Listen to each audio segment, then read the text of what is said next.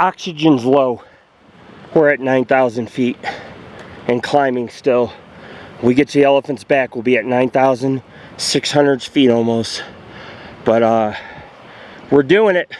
We're almost to the lake. The lake's just up ahead, nestled up by the mountains, Lake Winnemucca.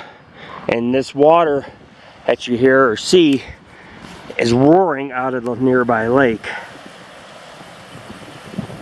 Very dangerous. You fall in there and you get sucked under a patch of snow or ice, you're not going to get out, you're going to drown. That's how dangerous the wilderness is. If you can't trek it, don't do it.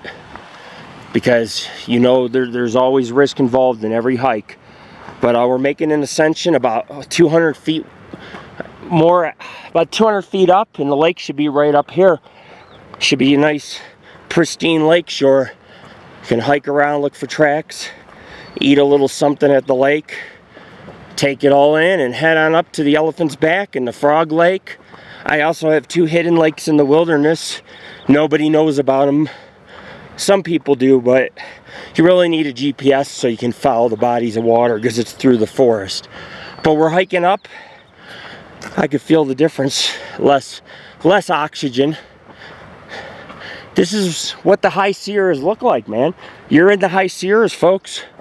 This is the Muckalumne National Wilderness. You get elevations of 11,000 feet for real. No joke here. Nothing to play with. These are the real deal, these peaks. But could I survive? Yeah. Also, where me and Andy were talking, we seen some chemtrails.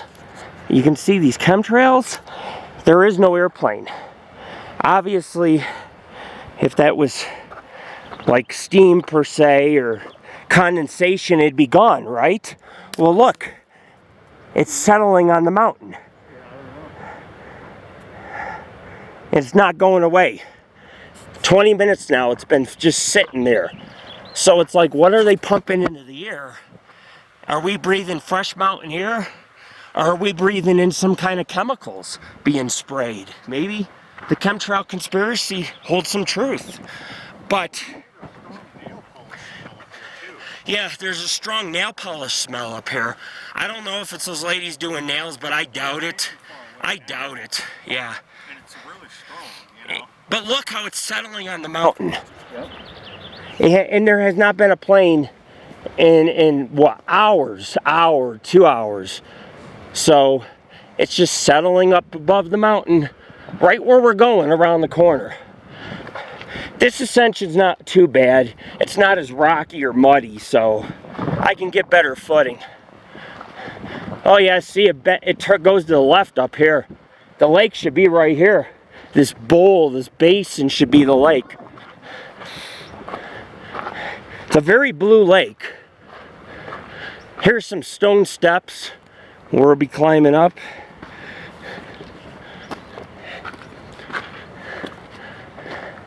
Oh yeah, this is unbelievable what I'm seeing here. Volcanic fissures and ridges. We're near the Sierra crest, where the Sierras crest. The Forest Hill Divide. We'll be looking down into that area, which I off-roaded down into. Wow. Flattens up here, flattens out. This has got to be the lake.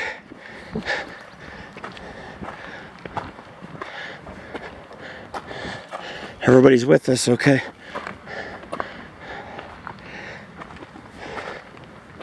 Yeah, this is the lake. Right up here.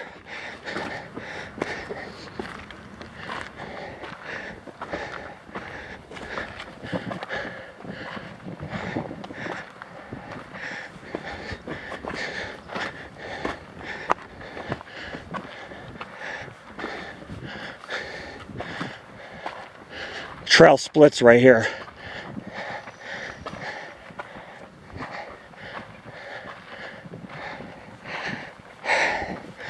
Oxygen's low.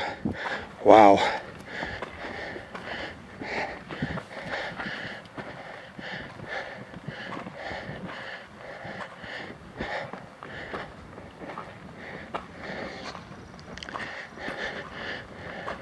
Round Top Peak. And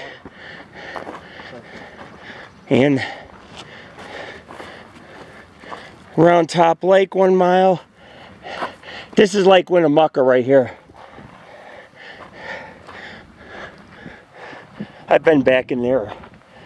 This is Lake Winnemucca, I think. A man reading the paper. Wow.